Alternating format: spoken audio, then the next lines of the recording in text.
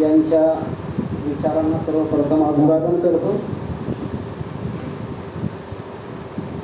या कार्यक्रमाचे अध्यक्ष सन्माननीय विमोन आरनवरे सर आणि विचारमंच आयोजनामध्ये जी काही मंडळी आहे, हृदय चक्रधारी यांच्यापासून तर सर्वांचे आभार व्यक्त करतो. या ठिकाणी अनेकांनी चांगल्या कविता सादर केल्या आहेत. गेय कविताही आणि मुक्त छंदातील कविताही अशा दोन प्रकारच्या गझलेच्या स्वरूपातही या ठिकाणी कविता सादर झालेल्या आहेत. आपल्या पुढे कवितेची एक खूप मोठी परंपरा उभी आहे. ज्यांना गेयतेच्या क्षेत्रामध्ये कविता लिहायच्या आहेत त्यांनी काळजीपूर्वक महात्मा ज्योतिराव फुले, गोपाळबाबा वलंकर, दीनबंधू शेगावकर, नागोराव पाटणकर, विमोन आरनवरे सर इथपर्यंतचा जो प्रवास आहे तो एकदा डोळ्याखालून घातला पाहिजे. आणि ज्यांना मुक्त छंदामध्ये आपली नाममुद्रा उमटवायची आहे ज्या कवींना, त्यांनी एकदा आपली जी महान परंपरा आहे मुक्त छंदातल्या कवितेची सुद्धा, मग त्यात नामदेव ढसाळ असो की अरुण काळे असो की आणखी बरेचसे कवी आहेत, त्यामध्ये त्यांच्याही कवितांवर एकदा नजर टाकली पाहिजे, जेणेकरून आपल्या कवितांमध्ये जो काही उणेपणा नाही म्हणणार मी, परंतु जी अजून परिपक्वता यायला पाहिजे, जी प्रगल्भता यायला पाहिजे, जी विचारांची मांडणी, भावनेची मांडणी आणि सरमिसळ करून चळवळीची मांडणी जी व्हायला पाहिजे, ती जरी यायची असेल तर या प्रवाहांना एकदा आपल्या डोळ्याखालून आणि एकदा आपल्या मनामध्ये उतरवलं पाहिजे असं मला वाटतं. अनेकांच्या चांगल्या कविता आहेत, अनेकांच्या कविता इम्प्रूव्हमेंट झाल्या पाहिजे किंवा अजून त्या प्रगल्भ झाल्या पाहिजे, चिंतनशील झाल्या पाहिजे असं मला आणि विमोन आरनवरे सरांना सुद्धा मंचावर बसताना इतरांच्या कविता ऐकताना वाटत होते. आणि मला असं वाटतं डॉक्टर बाबासाहेब आंबेडकरांसारखे महासूर्य विचारांचे, फुल्यांसारखे इतके क्रांतिकारी विचारवंत आपल्याकडे असताना आणि तथागतांसारखे इतके करुणामय तत्वज्ञान देणारे महापुरुष आपल्याकडे असताना आपल्या कविता कुठेही कमजोर पडणार नाहीत. आपण मनोरंजनासाठी कविता लिहित नाहीत, आपण आंदोलनासाठी, चळवळीसाठी कविता लिहितो. आपल्या एका हातात कविता असली तरी आपल्या दुसऱ्या हातात चळवळ असते. आपण अशी कवी आहोत, एका हातात आपण कविता वाजवतो, दुसऱ्या हातात चळवळ वाजवतो. मित्रांनो, कवितेच्या एका हातात भूतकाळ, दुसऱ्या हातात भविष्यकाळ असला तरी तिचा जास्तीत जास्त देह हा वर्तमान काळात उभा असतो. आणि वर्तमान काळाला भिडणारी, वर्तमानाच्या प्रश्नांना भिडणारी जर कविता तुम्हाला करता आली तर ती कविता अजून चांगल्या पद्धतीने उभी राहते असं मला वाटतं.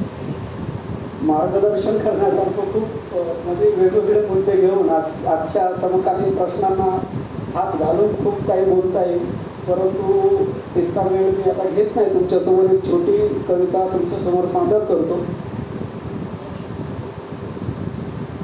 आणि मी आपली तुमच्यासमोरून रजा घेतो. कवीनाच उद्देशून ही कविता आहे की आपण काय केलं पाहिजे. कवितेचं शीर्षक आहे हे तुम्हाला करावेच लागणार आहे, हे तुम्हाला करावेच लागणार आहे. काट्यांची पेरणी केलेला हा माळ तुम्हाला चालावाच लागणार आहे. काट्यांची पेरणी केलेला हा माळ तुम्हाला चालावाच लागणार आहे. काट्यांची पेरणी केलेला हा माळ तुम्हाला चढावाच लागणार आहे. तोडावेच लागणार आहे पाय अडविणारे अवरोध, तोडावेच लागणार आहे पाय अडविणारे अवरोध. त्यासाठी तुम्ही अनवाणी पायांना लोखंडी आवरण घाला. त्यासाठी तुम्ही अनवाणी पायांना लोखंडी आवरण घाला. तरीही ते रक्ताळणार आहेतच, तरीही ते रक्ताळणार आहेतच. तुमच्या रक्ताळलेल्या पायांचे ठसे या मातीच्या काळजावर उमटू द्या. तुमच्या रक्ताळलेल्या पायांचे ठसे या मातीच्या काळजावर उमटू द्या. झिरपत जाऊ द्या, झिरपत जाऊ द्या कणाकणात तुमच्या रक्ताचा गंध. झिरपत जाऊ द्या कणाकणात तुमच्या रक्ताचा गंध. कवितेची वाट चालण्यासाठी तुम्हाला हे करावेच लागणार आहे. कवितेची वाट चालण्यासाठी तुम्हाला हे करावेच लागणार आहे. ही एक छोटीशी कविता आणि एक कविता या कविता संग्रहातली तुमच्या समोर सादर करतो. कवितेचं शीर्षक आहे क्रांतीसाठीच कविता लिहिणाऱ्यांना.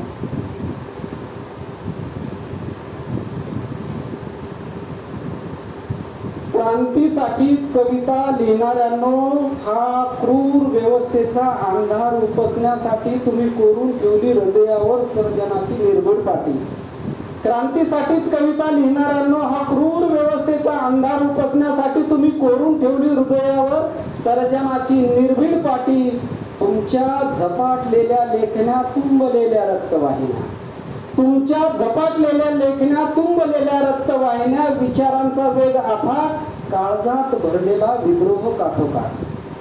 हिमतीचा काळ मनगटात भरून लढता आहे जहरी वाऱ्याशी, जात नाहीत मागे सरून. तुम्ही हिमतीचा काळ मनगटात धरून लढता आहे जहरी वाऱ्याशी, जात नाहीत मागे सरून.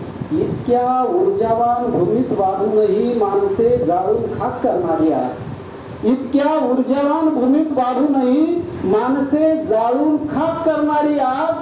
असा नाही तुमच्यात विध्वंसक राहत, असा नाही तुमच्यात विध्वंसक राहत.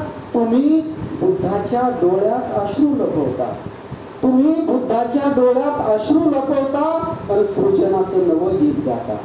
तुम्ही बुद्धाच्या डोळ्यात अश्रू लपवता आणि सृजनाचं नवं गीत गाता. कुठून येते ही करुणामय हाक, कुठून येते ही करुणामय हाक, कोण देतं पदव्या अशा क्रांती लेखनाच्या, तुम्ही देत नाहीत घोषणा रक्तपाताच्या. कुठून येते ही करुणामय हाक, कोण देतं अशा पदव्या क्रांती लेखनाच्या, तुम्ही देत नाहीत घोषणा रक्तपाताच्या.